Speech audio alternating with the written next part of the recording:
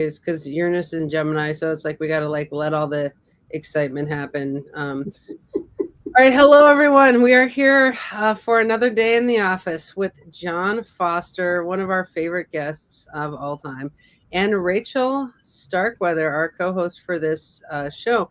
So we decided we went back and forth on topics, me and John, and I decided to just go ahead with what's up with the works of Noel Tyl because you always talk about Noel, and I don't know a lot about the work of Noel Tyl, and he's kind of your big mentor, right, John? He's not only my big mentor, being that he was 6'7", but he is my mentor, or was. God bless him. He's passed on, hopefully, in his mind, to some future master big astrology program, and that he's teaching up there in the ether world. But yeah, I studied directly under him for 17 years, so learned a lot.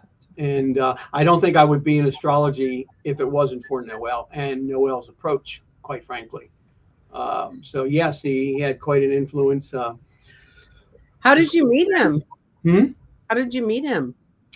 It's an interesting story. So in the very beginning, when I was a young person, this is way back, even before this young person who's in front of us, Rachel.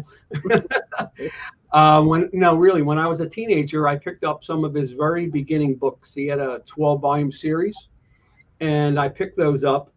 And eventually, long story short, went to the military, went over to Guam, and I sent a letter to Llewellyn saying I'd like to have a consultation with Noel Tyl. So after X number of months, I get a letter back from him, and he says, "Okay, good, blah blah blah," and we send the information. And in those days, there wasn't anything like this. Everything went through mail or through the telephone. But I was on Guam, so that was a long distance phone call, so too expensive. So he did my chart and analysis and stuff by mail and sent it back, and that was my first contact with Noel. And he said some things in there which I don't remember the wording, but I remember the feeling I got when I read it. It was this. It was this. Now, if you know me and you know my story, I don't know who my father is. And Noel was very Saturn. Okay, so even in his writing, he had a Cancer ascendant. So he came across as this caring, loving man. Um, and I picked that up in there, and that's what I remembered about him. And the reason I say that is because then I became a born again Christian, burned all my astrology books, and then it took me a good 14 years in order to overcome my reticence and, feeling like I was going back with the devil and all of that kind of stuff. And eventually got back into astrology. By that time, I moved from Guam back over here into Washington State. And I went down to a bookstore one day and I saw Noel's Synthesis and Counseling book, which was The about big book. And it was the weirdest experience. It was like I remember when I was a teenager, we go into a magazine thing and you would see a nudie magazine and you would feel like this shame and guilt, but you wanted to see it. So that's how I felt with this astrology book. And so I decided to buy it. So I bought it.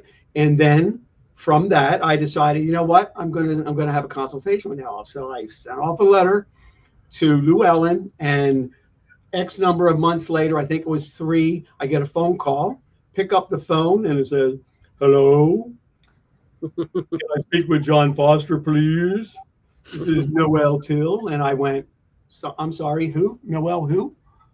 And it didn't recognize me. And then after a second, I went like, "Oh my God, Noel, hey!" And that was the beginning of it. And then we had a consultation that we set up from there.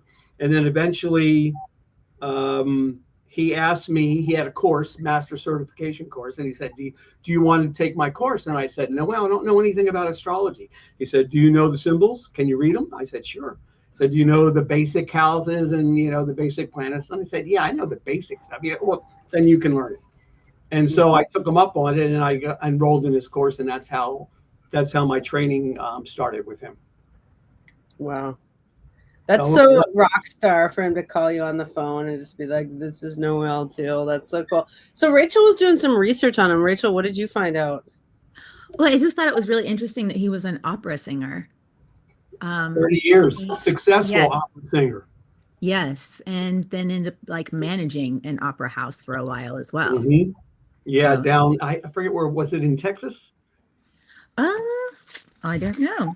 I think it Um, might have been in different places, but he started down there.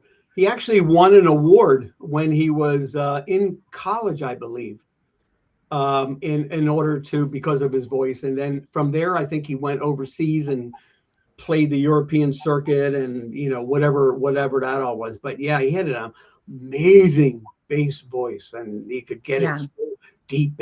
And when you sat there in front of him in a lecture, it was like he knew how to look at you and how to use his voice and how to speak softly so that you were and he could move his body in such a way that your body would respond to the way that he wanted you to respond. And it the was an felt sense amazing of the thing because he was vibration. not only a great astrologer, but he was a fantastic performer. Okay. Yeah, So yeah, I mean, I've never met anybody like him in my life, and I treasure every memory that I have of him because it was an awesome experience. I think we only had one problem one time, and I was trying to get him to do something he didn't want to do. I was trying to get him to actually send stuff by email. This was a few years before he finally decided that technology was okay, and we got into quite a little spit on that. And then after that, I said, "Well, well, I'm you know what? I'm just going to finish my course, and that's it. And I don't give a crap." And I realized later what I was trying to force him into doing it my way. And you don't force Noel. You don't force me neither. But on the other hand, I realized what I was doing, and so I said, "That's it." And it was interesting because from that point forward, we actually became very good friends. But had I been my previous self without that understanding what I was doing, I was trying to force him into things that he didn't want to do, even though they probably would have been. There are things that he eventually did, but it took him a while. You know, So, how many people were in your class with him? it was one on one. Oh, interesting. So when you said you want to take my course, it was like, do you want to one-on-one take my course? Yeah. So basically, what he had back there, he had a course. I still have it over here, and I don't know if you can see it there. Oh, wow. very vaguely. This was the course. And these are these are the material. He would send you out one, and this is I think this is all of them. This is all 24 lessons, I think. So, you have these, and you would get one lesson, and then you would complete it. And then you would mail it to him, and then he would go over it, and then he would send you. In the beginning, he used to call, and then eventually he went to taping his responses to it because, he had hundreds of students that he was training. Um, Although a lot of them, quite frankly, the most interesting thing was never got past the first lesson. They paid for the course, but they could not do it because he was so much bigger than life. He was intimidating at times. Mhm. Okay, such a sweet man, but he could also be intimidating at the same time. Mhm. So, but What was anyway, that first that was lesson? it. And then we would get that. We would either get the call in the beginning, and he would tell us what we did good, and he used to tell me to stop trying to show off and stuff like that because I was trying to do a good job. I wanted to impress him, right? That's me. I had a Leo ascendant on top of everything else. I need to know that you're feeling that, and and then eventually, like I said, it went to tape. I still have all the tape responses that I got from him. Oh, Uh, wow.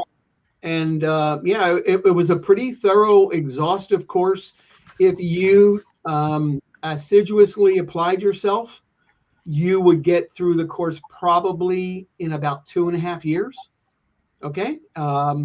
Some people that I know who felt that the master course was more difficult than getting through their college degree courses.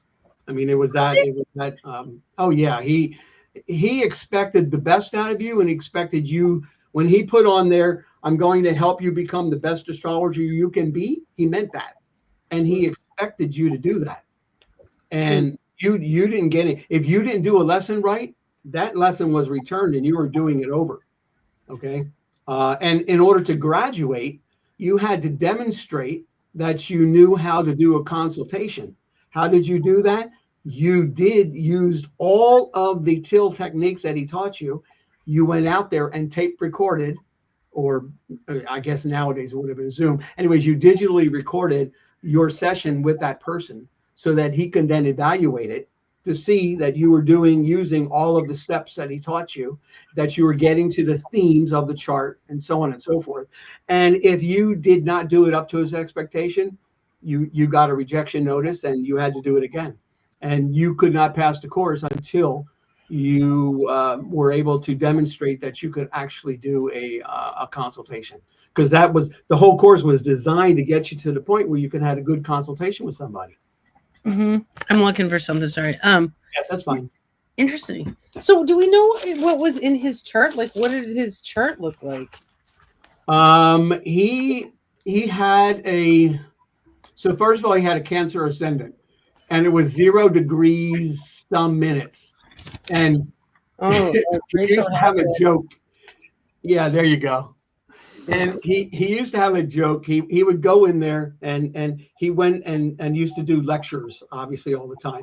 And at one of the lectures, I think in Britain or something, one of the ladies said to him, Mr. Tyl, what is your ascendant? And he said it was Cancer. And she said, oh, there's no way you have a Cancer. You're too tall. You must have a Gemini ascendant. So he said to her, yes, ma'am, I do have a Gemini ascendant. I have a 30 degrees, 14 minutes. As an example, it's one of his little stories. He had anecdotes and funny stories for almost everything, so funny man, very funny man too. Was he a Leo at all? He had a Leo moon in the 3rd house.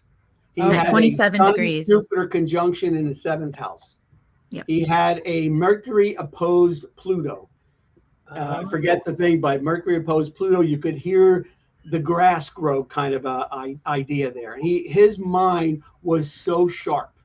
And it took that kind of mind, and it took that big personality. I mean, anytime you see somebody with a Jupiter Sun conjunction, you're going to feel a bigger sense of like this person's going to feel this big. Okay, well, when you're 6'7" and you're this demanding Jupiter a sun in Capricorn of all things, okay, in the 7th house, and then you have this moon in Leo in the 3rd, this need to communicate for the benefit of feeling the love of everybody. You get this, you can see this structural, strategic, performer, 7th house publicness. You can see that moon in the 3rd house needing to communicate in this big, bombastic, loud, dominant sort of way. That moon's conjunct Regulus as well. Okay, yes, and it's conjunct Regulus. So that would have given him what people perceive from him, a bit of an arrogance. Okay, I have my Pluto conjunct my Regulus as an example. But he had it with that gore. He needed to be that way. He needed to be that, and he lived every moment of it. And he never apologized for the fact that his personality was so strong, because he believed God gave him that personality for him to live that personality that way. So if he was too loud for you, sorry, that's the way he needed to be.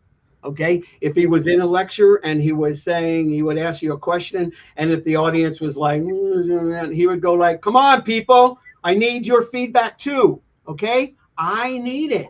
So I need your energy, and he would get you into it and stimulate it. And it was a two-way thing going on with him. So anyways. Well, there's a lot of good lessons there, because I feel like sometimes, I struggle with that. Like, why am I so much? Why is my personality so crazy? And then it's like, I wish I had a little bit of that Leo where I could, because I have Saturn and Leo. Rachel and I are that generation where like, oh God. But he was just like, God made me this way. And I feel like I need to take lessons from the Noel Tyl school on that. How many books did he write? Do you know? Over 20. I have 29. all of them. 29. Yeah, if you count the books that he did in cooperative ones where he put these compendiums and together, I forget my last count, but yeah, it was close to 30 overall. If you count the 12 volume series as one, which I do, but if you broke it down to one, then it's over 30, 30 books that he did. But yeah, he was prolific, and it's too bad that his synthesis and counseling is not currently in print. I don't think. I think you can still find it, deals and stuff for it. But I mean, that's almost a tragedy that book is not there, because the thing we got from Noel, and it needed to be at that time. He lived around a time where he went to Harvard. He studied under some of the greats in Harvard in the psychology and sociology field, and then he took what he learned.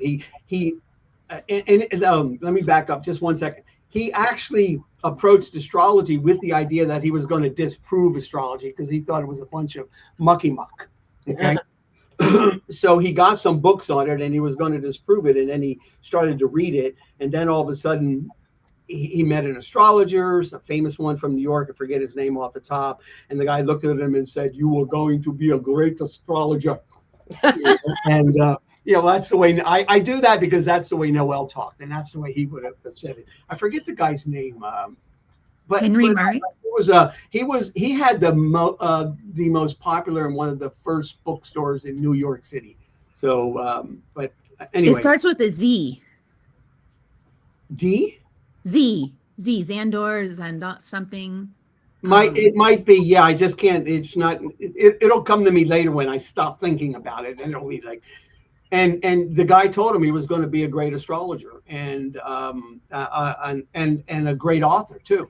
So, and of course he thought he was so he bought a bunch of books, and then he got all these books, and then he started to read them, and he going like, "There's no way I can memorize all this stuff." So he took all of that and he melded it to the psychological need theory. Yeah. Okay, because we don't operate because the planet Mercury is sitting up there going, "Okay, so today I'm going to be retrograde and I'm going to make you do this." No.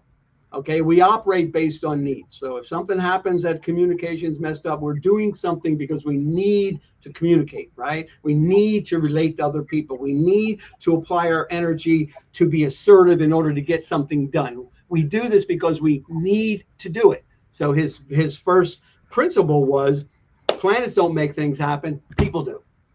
Okay, you would hear him go over that over and over and over again, because too often as astrologers, it's easy to fall back. And I think it's easy to fall back because I don't think most people believe that the astrology planet's actually doing anything to them, but it's easy to think of it that way. And so sometimes when we do that, we give up our autonomy to something outside of us rather than maintaining within and try to understand, why does the planet correlate? Why does it seem to mirror what's happening in my life right now? Where is that coming from? So yeah, he had all of those books. Like I said, I have every one of them. In fact, I have, because of Marcella, and she had a bunch of them, we have dupes. But she won't get rid of her Noel books, and I'm not getting rid of mine. So, So would you consider him to be a psychological astrologer? Absolutely. There's no doubt. Everything is psychodynamically related. Okay. When we look at the second house as an example, so I'll give you an example. So when Noel would teach us about the houses, of course, we know that the first house means this and the second house means money and possessions and values and those kinds of things. But when you take that to another level, it's psychodynamic. So the second house would represent your self-worth, your feeling of self-worth. Okay. The fifth house, which is always square to the second house, zonally, experientially speaking. Okay. So he would have his thing. He would say in the second and the 11th and the 5th are always square to the second, and that's the way he would emphasize it there. And the second that would be your self-worth. And if your self-worth was taking a hit when you were growing up and you were young, then the 5th house would come into play, and you would be might have some difficulty in giving love. In the 11th house, you might have some difficulty in receiving the love experience. Okay, so you see that would be the love axis. On the first, fourth, and 10th, of course, that's a parental axis over there. So this is what's shaping your identity development that's going on over there. And when you have the third, which is always square to the 6th and the 12th, and of course you have the opposition over there, then this has to do with the mindset and how you approach it when you're dealing with people. So we would take everything up to a different level, and we would see how these things are affecting that. Now, later you may decide that if your self-esteem is in the pot, and you know it's so bad, you might then develop overcompensatory behavior, which will design to make you maybe a Donald Trump, and $1 billion might not be enough. Okay, you might keep going after the money, and there's more money. All of that goes back to a second house thing. So yes, it's about money. Money's important over there, but why did the person go after that particular set of money? So that's an example. On the other hand, if you're dealing with a pope that comes in to talk to you, are you going to be talking to him about money and second house? And he's got 16 planets in the second house. Are you going to be talking about money? Or are you going to be talking about values and his self-esteem, and how he sees his self-esteem in related to the church, and how he sees that self-esteem maybe in relation to Christ? And you know, so there's a whole different dynamic and dimension that goes on, which is way above the traditional things that we've learned about what those houses represent. And they do represent that, but there's different levels of it. Okay, and aside, I know this is not Noel Tyl related, but it's really cool that he talks about the 5th and 2nd being square naturally, because I always think about that as like, you know how artists are always struggling with money? That's like the 5th, 2nd square. It's like, you know, that's what I think of it. Yeah, I can see that. Sorry. Do you have any questions, Rachel? I know you have a lot of info over there. Yeah, no, I just his emphasis on counseling, and coming from a place of like not.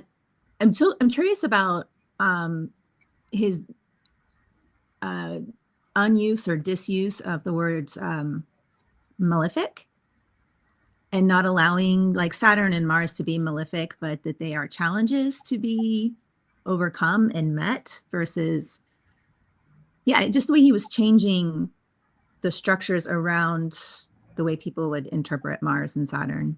Yeah, he tried to take that negativity out. He was a very positive person. So that was, he always used to say that his big weakness was that he was always too positive. Okay. He always expected the best out of people. He always expected the best out of a chart. Okay. So yes, that's true. He had a real problem, quite frankly, with using those terms. And if you use those terms and he happened to be in your lecture, he'd let you know that that was not probably a good way to approach it. Negativity affects someone. I mean, I can think of people that I've met who told me that an astrologer told them something negative, and they never forgot it, and it influenced them from that moment forward. They thought that whatever that negative thing was, they couldn't do it. I had or deterministic. Yes, it was it, and we people, no matter who we are so easily influenced by people in authority positions.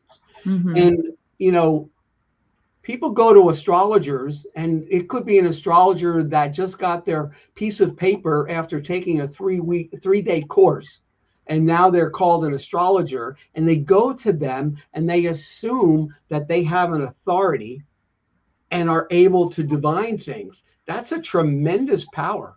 Okay. Yeah. And even in the chart, when we would use the chart, we would never say the chart says Mars says this. We would say the chart suggests.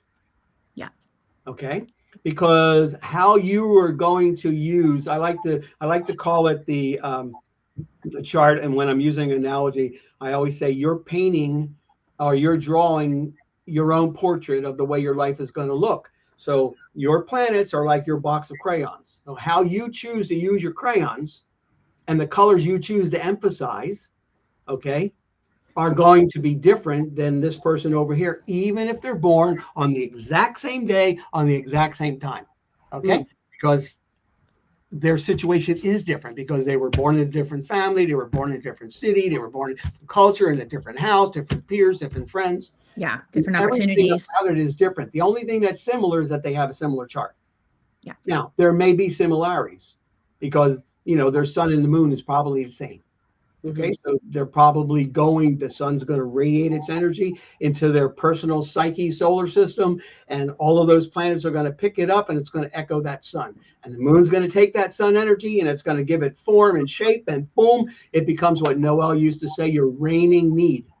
Okay, so that's the way it works. So it's I don't know, it's easier not. His big thing was be objective, non-judgmental. And when you're using the negative terms malefic and benefic, you are adding a judgment.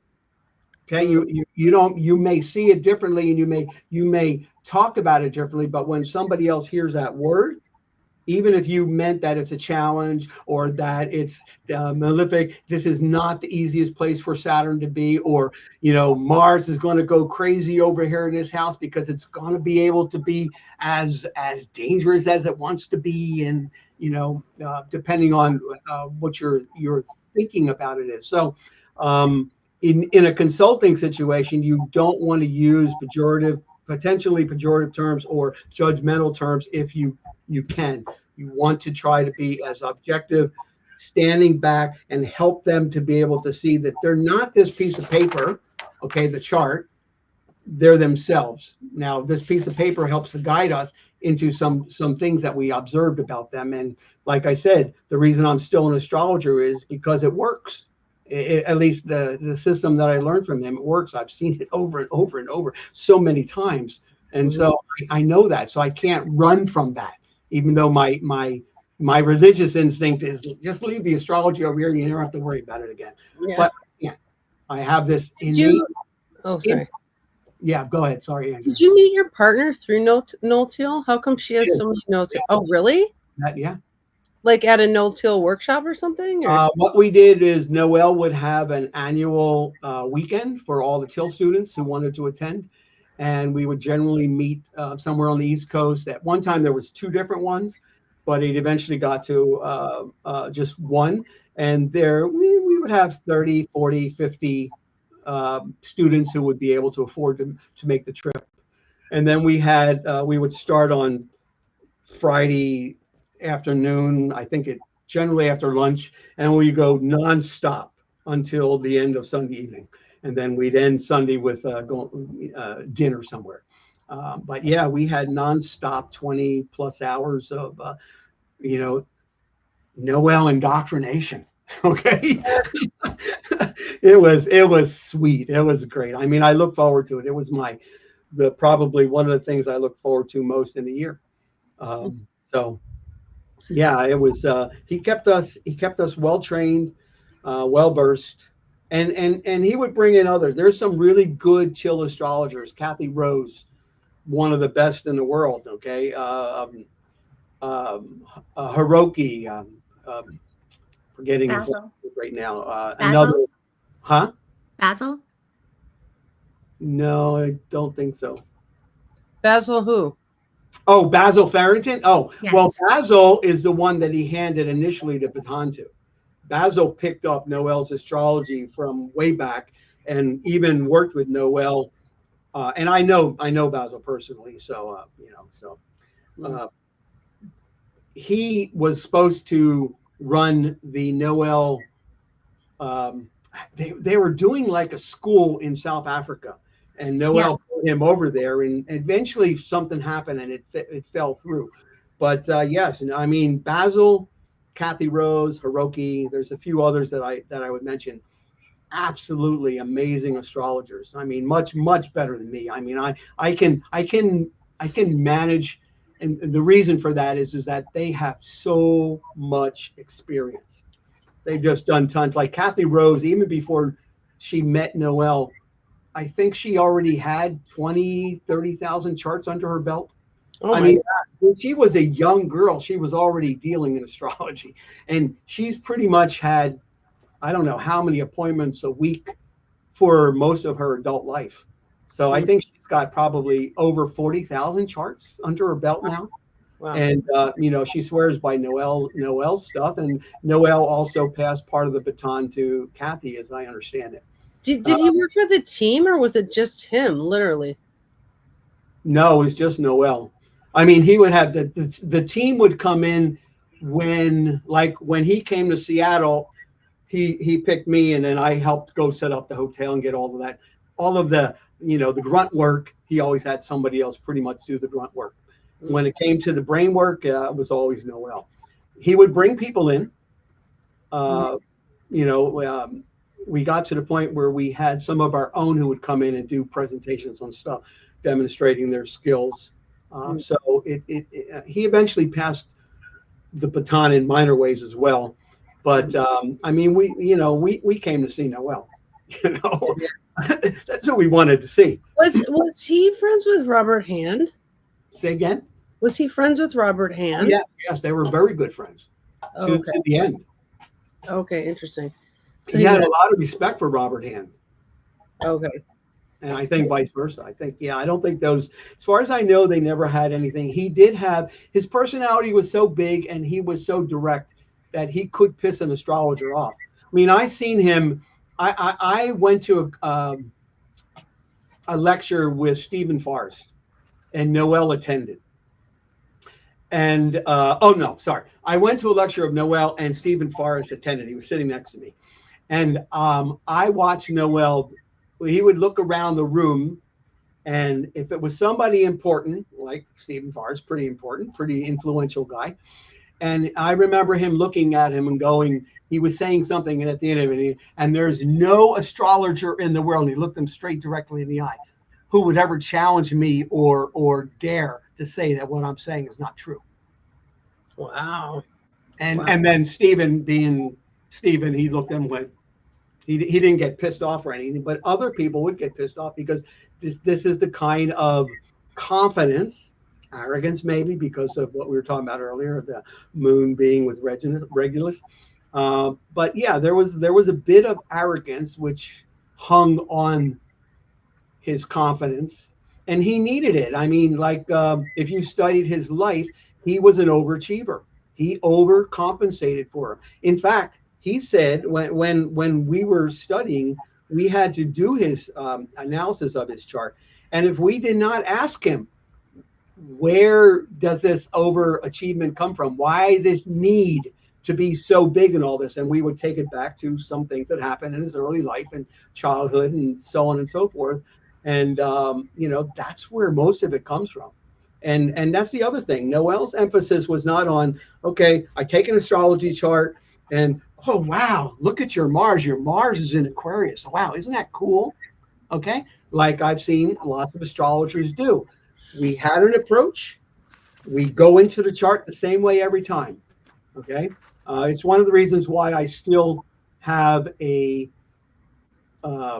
even houses inside of my astrology program, astro program, and don't have the European style like you were showing on the chart earlier, because everything changes the orientation. So when you're trying to learn and train your brain into seeing the same thing over and over, so patterns quickly pop out at you, okay, you don't get that when things move around all the time.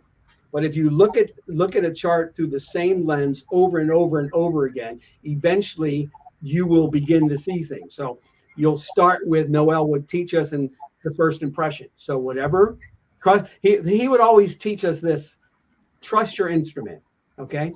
And the astrology session is not good because of the astrology, it's good because of the astrologer. Okay, so you make that consultation good between you and your client.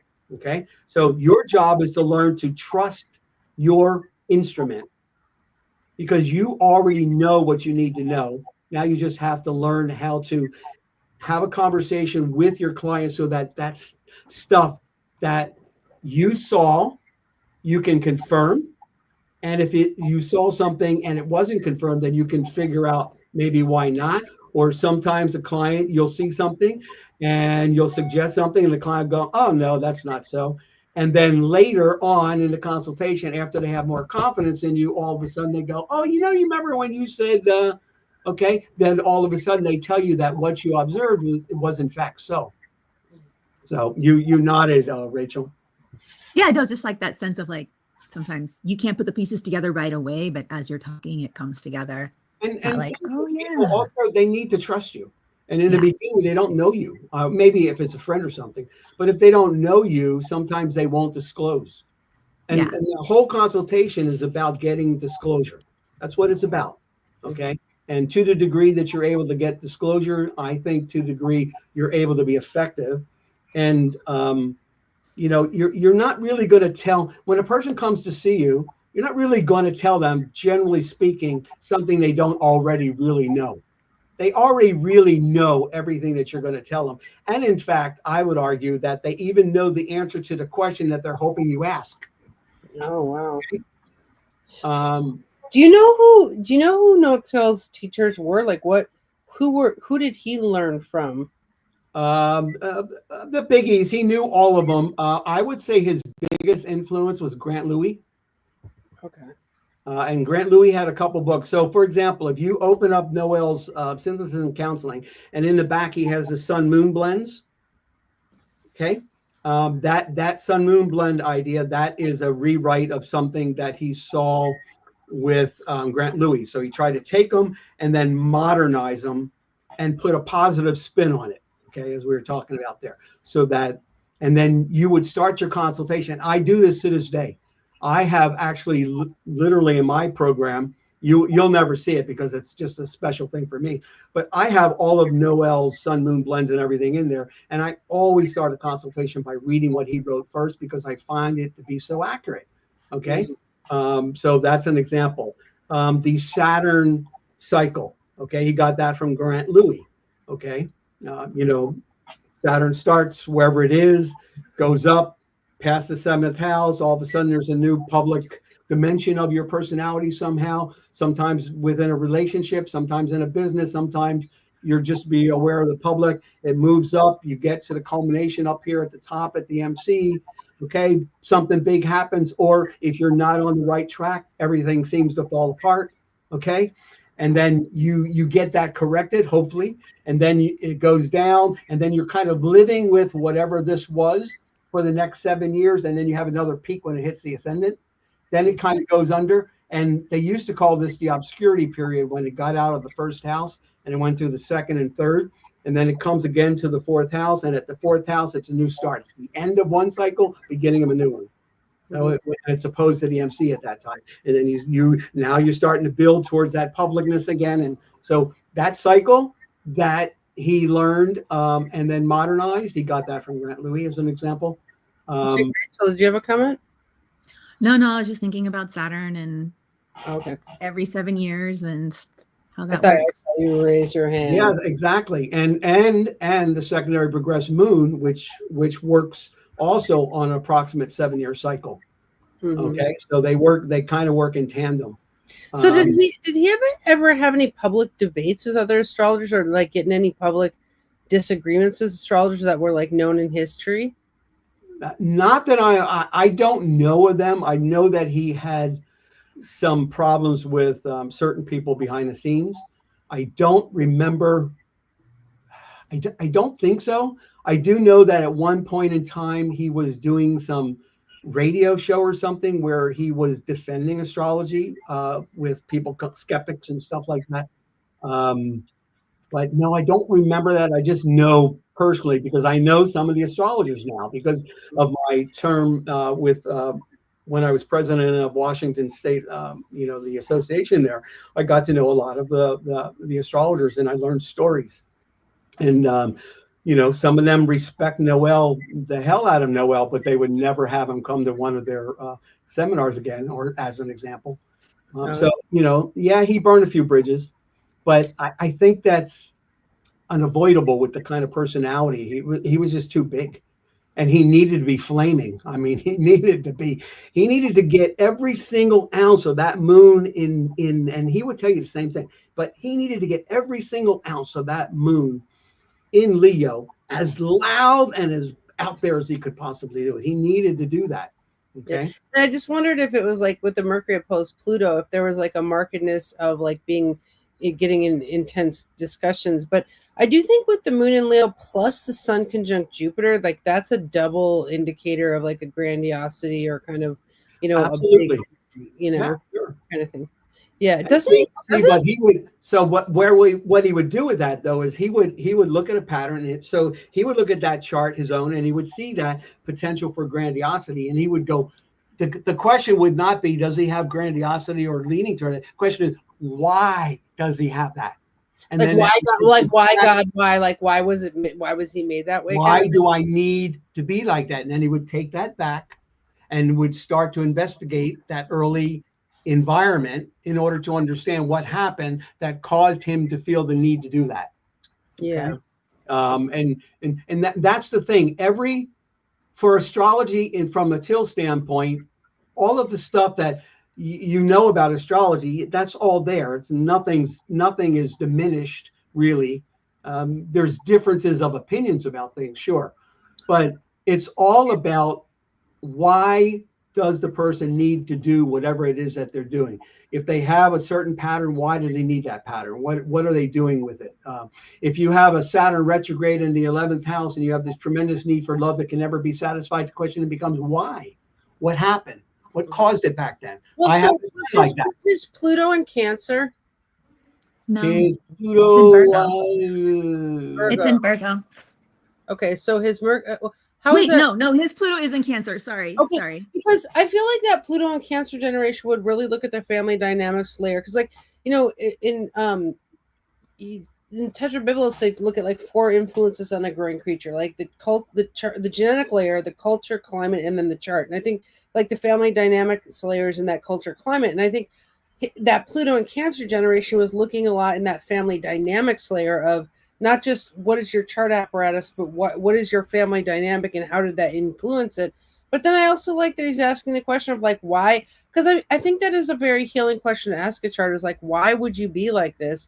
Not necessarily like what is wrong here, what's malefic about this Sun-Mars conjunction in Aries, but like what is it useful for? Why would you be created that way? I think that's a great question to ask.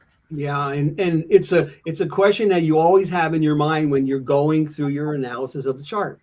You're always thinking of it. This is what I anticipate. This is what I expect to see. Now, why do I expect to see that? And if this person is like that, then and I ask them, what are they going to say? So you start to always, for me, I always think or try to think psychodynamically, who am I going to be seeing when they walk through that door, based on what I'm anticipating from this chart. Okay. So for example, if I saw someone who had a moon in Leo on a Leo ascendant and a bombastic sun of some sort, an Aries sun, and I'm expecting all this fire to come in, and the person comes in like, okay, we know we got a problem in the plumbing somewhere, don't we? As an example. Interesting. Okay. So it's kind of a simple example, but what was his take on transits? Like, how did and your screen's kind of blurry? I don't know if you can like go like that and make your screen not blurry. I don't know. I don't know why it does that sometimes. There we go. Okay. Sorry about that. So yeah, what was his take on transits in general? So the way that we would approach prediction is, first of all, prediction is always somewhat of an extension of the past, because the past reveals how you develop, the past reveals your habits that develop patterns and things like that. So unless something happens to you, you are going to continue to be like that into the future. Okay, that's who we are. That's why our habits more often are our destiny than anything else, because we get stuck in whatever that habit is. And when we approach a situation, we're going to try to solve it in a particular way that we learned to do before, right? So there's a kind of a consistency that way. So in terms of prediction, what we used was we started with solar arcs, okay, which are, the most simplest, easiest thing in the universe to see, because you can literally look at a chart and you can just approximate 1 year and you can see when something's going to come to an angle. And if one thing that we learned in transits and zodiacs and prediction, nothing happens in a chart without coming to angles. Angles are extremely important. Okay, so you would look for that. All right, now you've got this backdrop of something happening with this particular arcing to this particular point. Let's say it's going to the 7th house. Okay, then now you're looking for something. You're expecting something 7th house oriented, or since the 7th house is opposite the ascendant, you might be expecting something that here affects something over here. So you might might be something that this particular, let's say it's a relationship issue. Well, the relationship change over here obviously is going to affect you over here as a person as well. Okay. And vice versa. If something comes to ascendant, you're feeling your oats and all of that. Well, you got to remember, if you're married, as an example, you have a partner, there's a partner over there. So, you know, it's all great that you're all going through all these changes and everything. But sometimes when you go through all these cool changes, the 7th house doesn't like it. Okay. Because you're leaving it behind, kind of a thing. Anyways, so you have your solar arc. It comes up 1 degree, you know, whatever the year cycle is, you know, it's hitting there. Okay. 6 months before, 3 months after, you feel there's something happening sort of in the backdrop. Transits come along and they punctuate that. Boom. Okay. So here's this condition, for lack of a better word right now, because I don't have an example in my mind. So I'm sorry if I'm being too theoretical and general. But let's say Saturn comes along, okay, and transit and hits the descendant. Well, this could be a challenging time for the relationship. Or this could be not only a challenging time where you get divorced, but it could maybe you learn through it and your relationship matures and you take it to a deeper level. Okay, Saturn hitting the descendant doesn't always mean, oh my God, I'm getting a divorce. Okay, as an example. Okay, but a lot of people view it that way because they have a fear of Saturn. Most astrologers have a fear of Saturn and Pluto. Okay. Neptune and Uranus, they think is cool because, hey, that's going to give me a jolt of energy and I'm going to be this amazing individuated person. And Neptune comes along, they're not quite sure. It's kind of bloop, you know, it kind of blurs the boundaries and you're not quite sure what it's going to do. So you're not sure if you should like it or not. So you're kind of ambiguous about it. But Pluto, you don't want to see Pluto when it comes to any of your angles because Pluto is the smallest little planet over here with the biggest kind of impact somehow. Okay. So anyway, so you see Saturn come along. So that's how we would view transit. But transits are extremely important. For me, I only use Jupiter out to Pluto. I don't have enough time to go into all the minor stuff. Kathy Rose, she calls the outer ones the big bells. She calls the other ones the little bells. And the little bells often signal things. She has a sophistication at that level that rivals anybody I've ever seen in terms of prediction style. Me, I just ignore all of that stuff because I think it's because of, like I told you, I'm too much of an individual and believe that I am in charge of my fate. So I don't want to micromanage my psyche through the smaller planet stuff. I may look at my chart once a year or so just to kind of get a feel. And okay, all right, got it. And then I don't look at it from a predictive standpoint again until after the year, so I can see what happens. So, because I know me. People are suggestive. You throw a thought in their brain, and they're going to remember that and believe it. Yeah, absolutely. I want to have dinner with Kathy Rose and talk about all the planetary triggers personally, because I'm that micro controlling with the clock. I'm always looking at interplanet transits. But okay, well, John, we only have 3 minutes, and this is actually super fascinating. I know you do readings in the Noel Tyl style, so let's not readings, consultations. Oh, consultations. Yeah, that's actually something that Noel Tyl did, was change the word readings to consultations. Yeah, we don't. Reading means that you are taking a piece of paper and you're looking at this piece of paper and you're saying to this person, you are this piece of paper. Okay. Yeah. As I understand this piece of paper to be. Okay.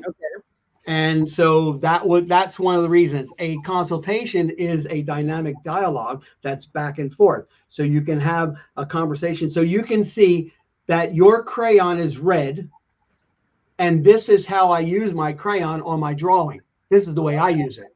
Okay, I can't tell that from here. So remember, the chart. This is not a chart, obviously. The chart is just like the map is not the territory. The chart is not the person. Okay. If you want a consultation with John, Oh, how can people find you? jmastro.com. And that'll be more than enough. If they want to know about my software, it's astroperegrine.com. Astro Peregrine, and Peregrine is Peregrine.